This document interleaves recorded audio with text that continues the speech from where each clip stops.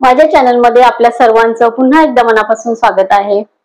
उन्हाळा सुरू झालेला आहे। भाजीचे फणस खूप जास्त प्रमाणामध्ये विकायला येतात। स्पेशली भाजीचे फणस असे छोटे छोटे असतात, एवढ्या आकाराचे, एवढ्या उंचीचे आणि असे छोटे साईजचे असतात। स्पेशली भाजीसाठी ते फणस उन्हाळ्याची सुरुवात झाली की मार्केटला विकायला येतात। आजची एकदम भन्नाट चवीची, खूप साध्या सोप्या पद्धतीने खूप छान चव असलेली इथे मी फणसाची रस्सा भाजी बनवणार आहे। शरीरासाठी उत्तम आहे, पौष्टिक आहे। चला तर मग रेसिपीला सुरुवात करूया। इथे मी फणस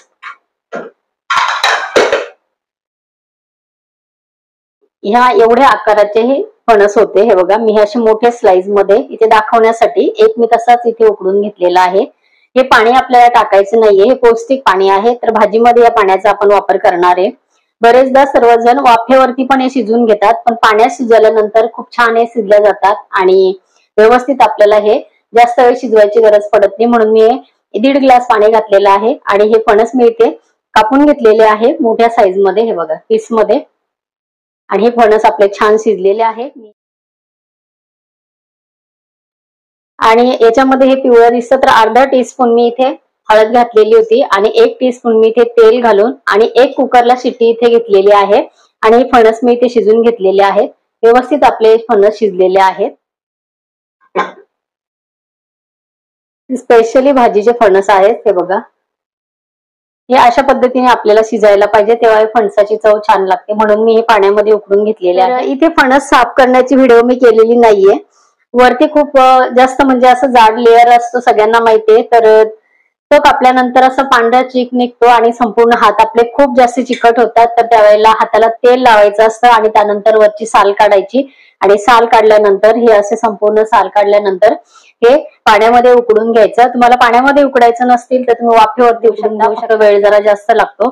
तर ह्या पाण्याचा वापर मी इथे करणार आहे। तर आता आपल्याला वाटण्यासाठी काय काय इथे साहित्य लागतं ते बघूया। एका स्टीमरच्या भांड्यामध्ये मी हे संपूर्ण काढून घेते।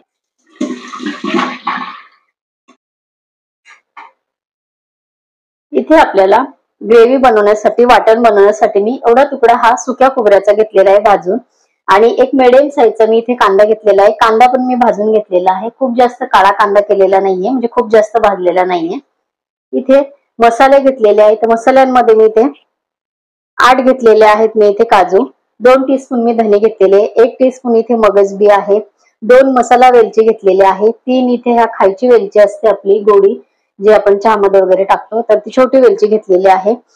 7-8 इथे त्रिफळ आहेत, 4 इथे छोटे मी साईजचे तेजपत्ता घेतलेले आहेत, अर्धा टीस्पून राई आहे, 1 टीस्पून इथे जिरा आहे आणि 8 ते 9 इथे काळी मिरी आहेत। तर आपल्याला हे वाटण हे भाजलेलं आहे, हे साधारण आपल्याला थोडंसं गरम करून घ्यायचं आहे आणि आपल्याला हे वाटण व्यवस्थित बारीक वाटायचं आहे।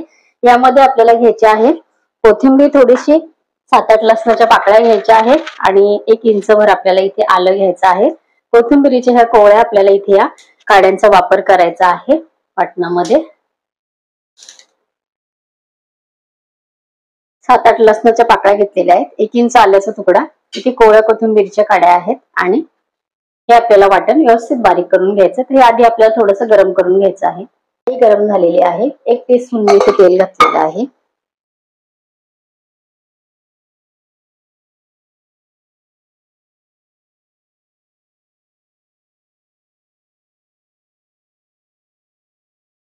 गॅस मी बंद केलेला आहे। 1 टीस्पून आपल्याला इथे तीळ घ्यायचे आहेत।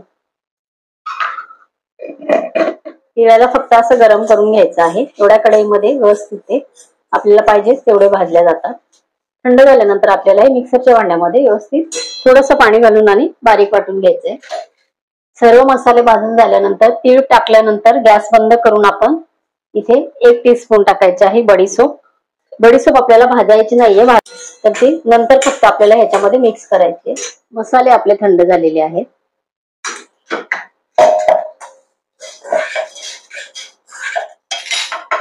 सर्व साहित्य आपल्याला थोडं थोडं पाणी घेऊन बारीक आपल्याला याची फाईन पेस्ट करायची आहे। वाटण इथे थोडं थोडं पाणी घालून आपण व्यवस्थित मी बारीक करून घेतलेले आहे। आता मी इथे फोडणीची तयारी करते। मी एक पातेलं ठेवलेलं आहे गरम करत, 3 टीस्पून मला इथे तेल घालायचंय। तेल इथे एकदम कडकडीत गरम करून घ्यायचंय। इथे वाटीभर मी चण्याची डाळ भिजत लावून आणि थोडीशी उकळवून घेतलेली आहे, अर्धा अशी कच्ची आहे ती, तर ही डाळ पण आपल्याला या भाजीमध्ये घालायची आहे. अप्रतिम ह्या भाजीची चव लागते. या पद्धतीने कोवळ्या फणसाची भाजी करून बघा, खूप छान लागते.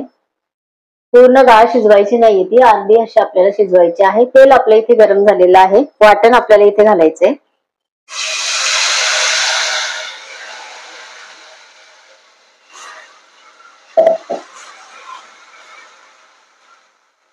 मीडियम गॅसवरती आपल्याला वाटण छान कलर बदलेपर्यंत आपल्याला इथे परतवून घ्यायचं आहे.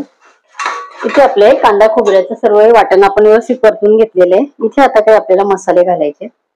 2 चिमटे मी ते हिंग घातलेला आहे. फणस उकडताना मी त्यामध्ये अर्धा टीस्पून हळद घातली. ते इथे आता अर्धा टीस्पून पेक्षा कमी हळद इथे घालायची आहे. 1 टीस्पून मी इथे घालणार आहे गरम मसाला आणि 1 टीस्पून भरून 1 टीस्पून मी घालणार आहे इथे रस्सा भाजी मसाला. हे मसाले आपल्याला इथे व्यवस्थित थोडंसं पाणी घालून आणि आपल्याला थोडेसे 1 मिनिटभर शिजवून घ्यायचे.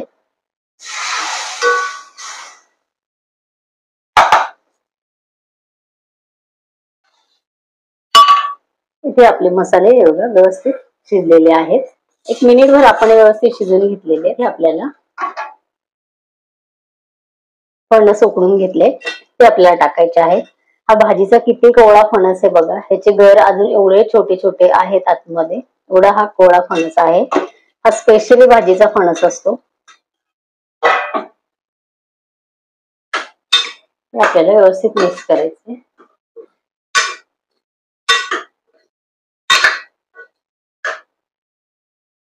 इथे आपल्याला चणा डाळ घालून घ्यायची.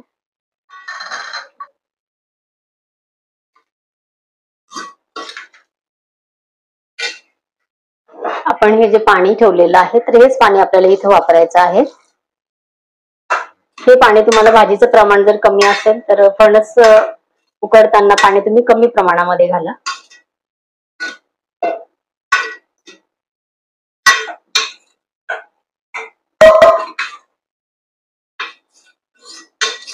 या पाण्यामध्ये सर्व सत्व असतं, त्यामुळे हे पाणी टाकायचं नाही, भाजीमध्ये वापरायचं.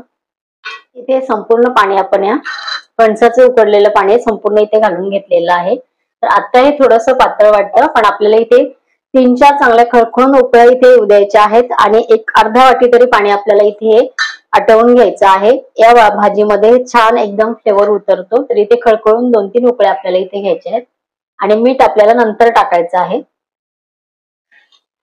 2-3 उकळ्या आपल्या भाजीला छान आलेल्या आहेत. हे बघा, भरपूर सारं पाणी होतं आपल्या भाजीमध्ये. तर आपल्याला जास्त इथे पातळ ठेवायचं नाहीये आणि थंड झाल्यानंतर हे अजून घट्ट होणार आहे. चण्याची डाळ आपण याच्यामध्ये टाकलेली आहे. इथे आपल्याला आता चवीपुरतं मीठ घालायचं आहे. मीठ आपण अगोदर नाही घातलं कारण आपल्याला पाणी त्यातलं आटवून घ्यायचं होतं. चवीपुरतं इथे मीठ घातलेले. थोडीशी इथे कोथिंबीर घालायची आहे. शरीरासाठी अतिशय पौष्टिक असलेली आपली इथे फणसाची भाजी तयार झालेली आहे. फणस सगळीकडे अवेलेबल आहे, नक्की करून बघा. ह्या पद्धतीने भाजी खरंच परत विसरणार नाही, एवढी छान ही भाजी लागते. तर इथे आपली फणसाची भाजी तयार झालेली आहे. इथे आपली फणसाची भाजी तयार झालेली आहे. भाजीचे फणस सगळीकडे मार्केटमध्ये अवेलेबल असतात. उन्हाळ्यामध्ये जास्त प्रमाणामध्ये भाजीचे फणस मिळत असतात. या पद्धतीने फणसाची भाजी नक्की करून बघा. आजची रेसिपी तुम्हाला कशी वाटली कमेंट करा. माझ्या चॅनलवरती व्हेज नॉनव्हेज बऱ्याच पदार्थांच्या रेसिपीची प्लेलिस्ट मी दिलेली आहे. त्याची लिंक खाली डिस्क्रिप्शन बॉक्स मध्ये आहे. तुम्ही मला फेसबुक आणि इंस्टाग्रामवर सुद्धा फॉलो करू शकता. तसेच तुम्ही मला व्हॉट्सअप चॅनलला सुद्धा ऍड होऊ शकता. त्याची पण लिंक मी खाली डिस्क्रिप्शन बॉक्स मध्ये दिलेली आहे. आजची रेसिपी जरूर करून बघा. प्रत्येक ऋतूमध्ये प्रत्येक भाज्यांचं एक सीझन असतं, तर त्याप्रमाणे आपण जर का ते भाज्या खाल्ल्या तर शरीरासाठी उत्तम पोषक तत्व आपल्याला मिळत असतात. तर ही भाजी नक्की करून बघा. भेटूया परत असंच एका हेल्दी छान टेस्टी रेसिपी बरोबर. तोपर्यंत बाय. आजची फणसाची रेसिपी नक्की करून बघा. त्यामध्ये आपण जी चणा डाळ घातलेली आहे तर त्या चणा डाळीची टेस्ट या फणसाच्या भाजीमध्ये खूप छान लागते. नक्की करून बघा. आजची रेसिपी तुम्हाला कशी वाटली कमेंट करून नक्की सांगा.